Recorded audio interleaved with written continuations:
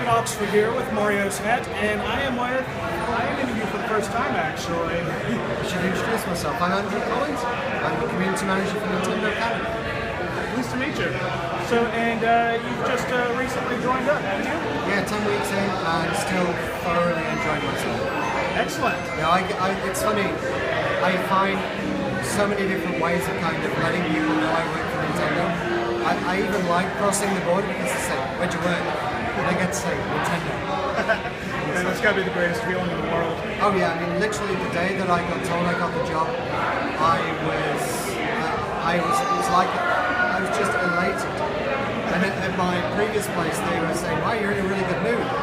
And it was the same day that the new Star Wars trailer came out, so I just had to say, "Well, man, have you seen the new Star Wars trailer? It's incredible." And then the following day, I told them that I was leaving. They went, "Yeah, you found out yesterday, didn't you?" Nice. So, yeah, are there any other ways you've told people that you're working for Nintendo now? Any particularly funny ones? I'm not sure. I'm trying to stay on the side of not bragging. That's got to be hard. Yeah, because it's like, it's where does being proud stop and when does bragging start? And like my son's got a little Mario t-shirt now, and someone at daycare said, "Wow, that t-shirt's really cool." So where did you get it? Oh, at the Nintendo store. Oh, where is it? Oh, it's staff only. Oh, you must work at Nintendo. Oh, yeah, right. And it's funny, I was at a birthday party recently for my son's friend, and one of the dads is a programmer. He works on Metroid Prime Passport, and so he said, we were chatting, and he said, "Oh, so what game are you working on?" And he said, "Oh, I can't really talk." I said, "Oh, wasn't it? It's Metroid, isn't it? Metroid Prime." He said, "Yeah." He said, "I still can't talk about it." I said, "I'm the communications manager for Nintendo Canada. I'm the only person here who can talk about it." But to be fair, he stuck to me. He didn't talk about it. We get to play a little bit of Blast Ball downstairs. It's a fun game. I know the reaction to the game has been mixed, kindly. Let's see, but that one's coming out. That one's the first quarter of 2016, isn't it? Yeah, it's 2016. So I think with that one, there's a lot of people have just read about it. I think once you play the game, once you experience it within the Federation, the big game, I think it'll make a lot more sense. It's just one of those that when people read about it initially, it's like it's Metroid Prime, but Samus isn't there, and there's that disconnect. And I think when people get that chance to get their hands on it, I mean, like you said, you played it, it's a fun game.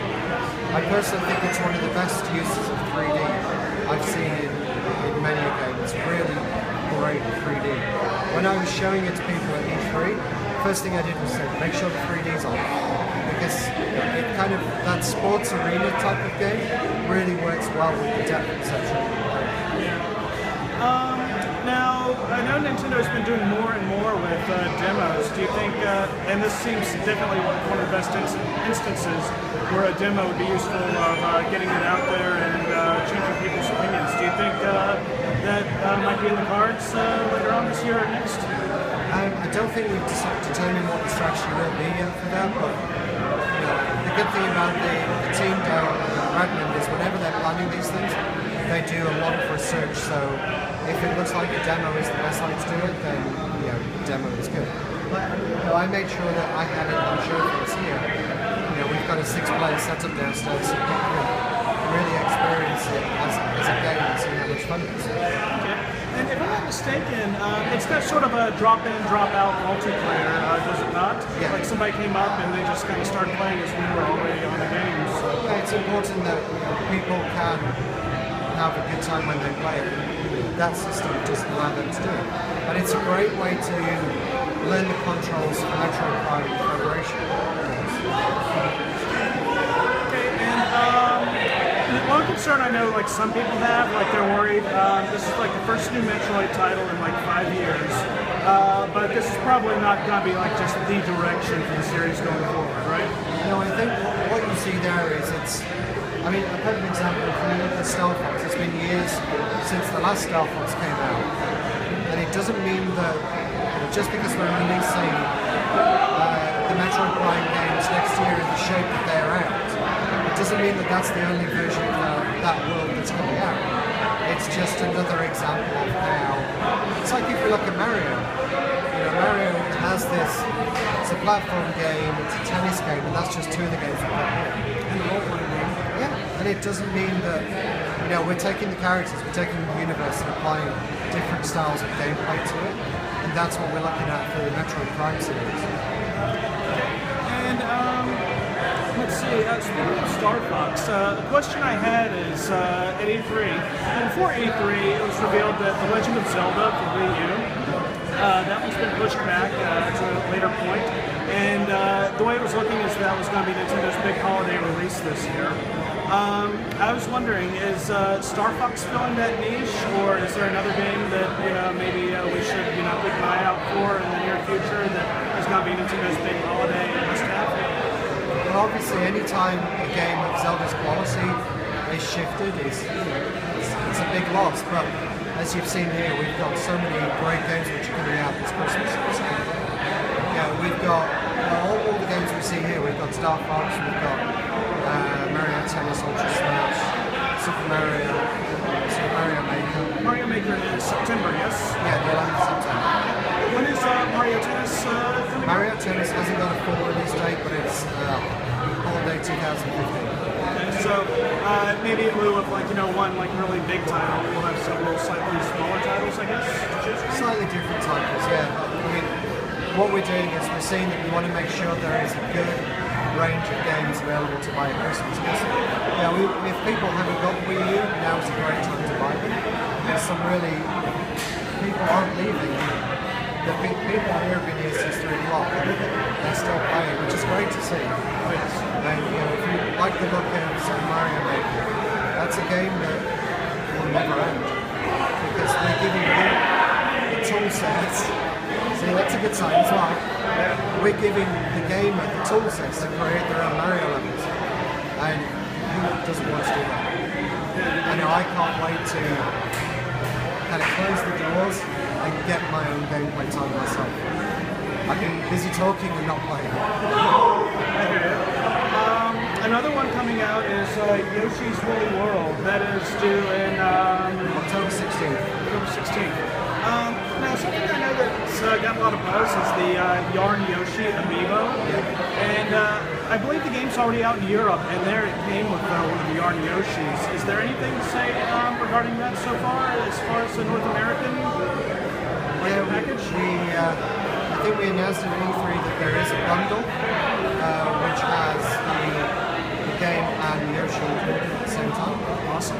So I'm sure that will be very popular. Because the Yarn Yoshi, as people have been showing it to people today, it has this amazing tactile nature to it. It just really does a great job of representing the game. Because the game is unlike anything else here. It just has this real feeling that it's made by hand, and it's all beautifully knitted together. And I think the designers with the Yarn Yoshi amiibo did a really good job representing it.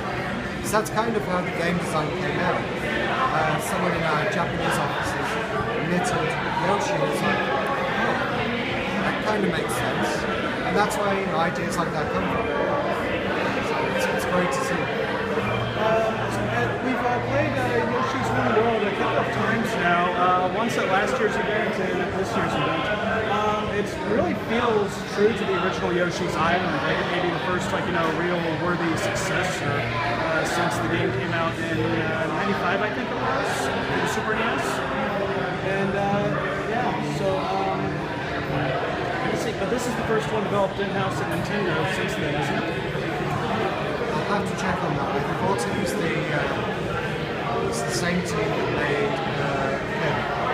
Same team that made Kirby? The Epic Yarn, right? Yes.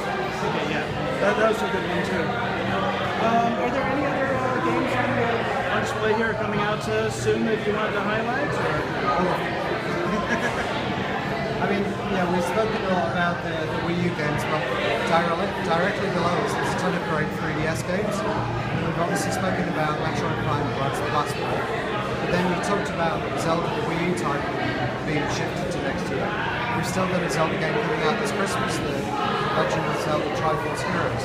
And that's a different type of game. It uses the art style of the previous Zelda game, but it includes the multiplayer element where you have three heroes, tri-heroes. So, and it's a really interesting way that it's designed to get great cooperative gameplay.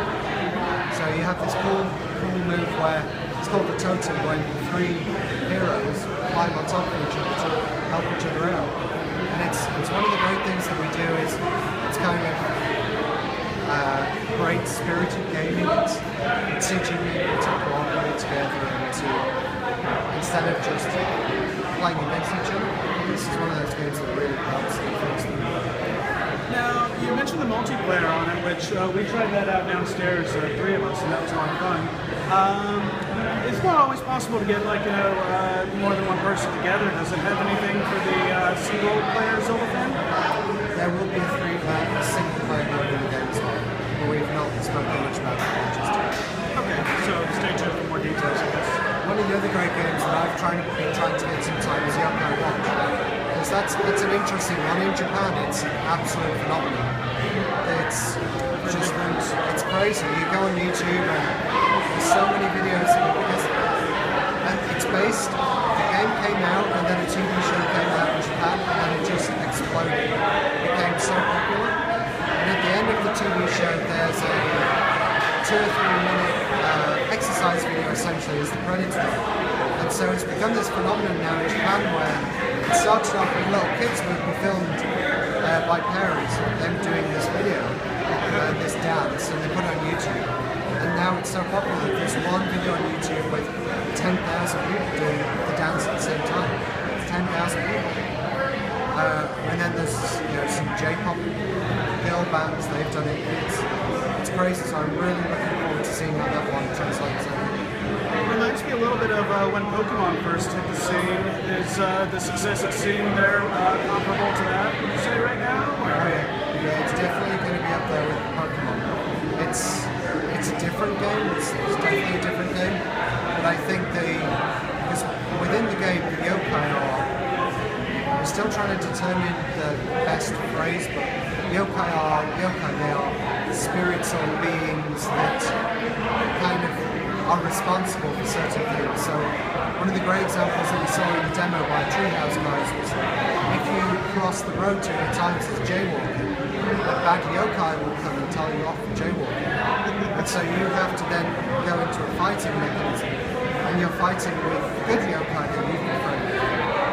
And you're trying to persuade this bad yokai to join you to be your friend. And so it's really interesting that there's different ones.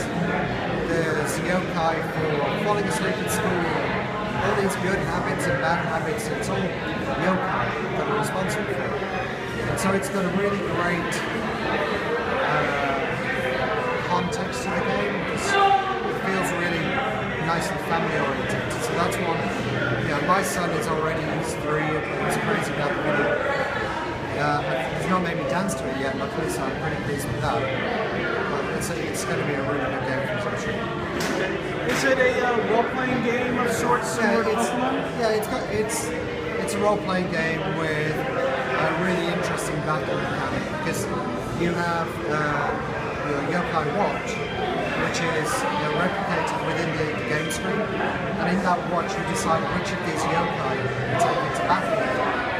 So it's all about, you can't just take, this is the strongest yokai, and then take it in, because they all have different elements and different attributes, and so it's about managing which yokai you bring into battle with you.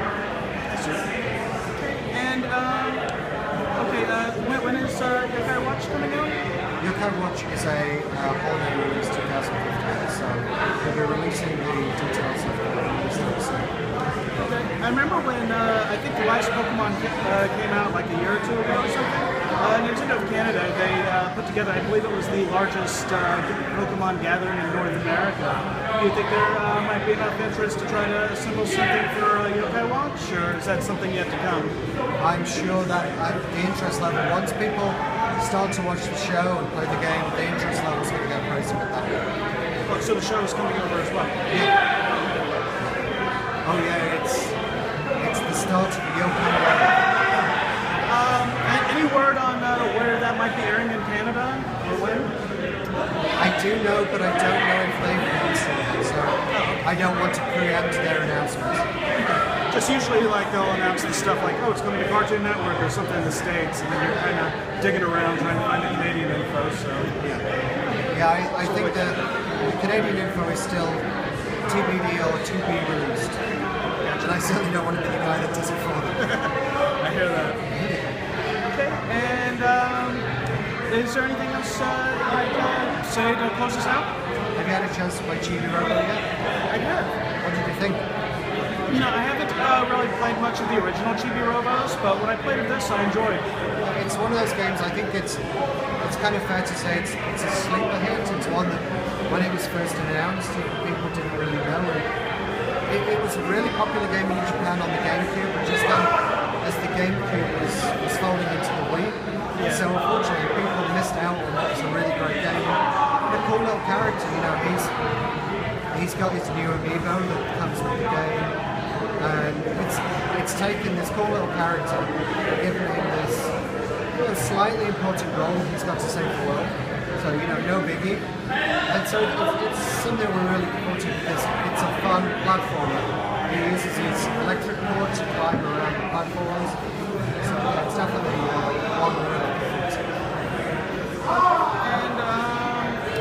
And the cord mechanic, it's unique. It's not quite like some of the others I've played, like Super Castlevania 4 or Bionic Commando or anything, but it's very unique to itself. Yeah, it's definitely a game that, you know, the team behind it have spent a lot of time thinking about what's the best way to use the cord. They didn't just want to do, like with a lot of the Nintendo games, we don't just want to do something that's already out there. Like, you know, we go back to Star Fox Zero, and you look at that and the control mechanism is so different to anything that's out there. It's because we get to exploit the control system ourselves. You know, you look at the screen to play, you look at the controller to organize your shooter. And it's that design ethos is something that follows us through all the Nintendo games that we make. We have to look at the hardware and think, how can we make the most out of the hardware? So I think with Chibi Robo, with Star Fox Zero, you know, we've succeeded in those, I think. And yeah, I guess that's everything. Was there anything else we needed to touch? Okay. And thank you for your time. That's great. Pleasure to talk to you. And pleasure to meet you. Enjoy yourself.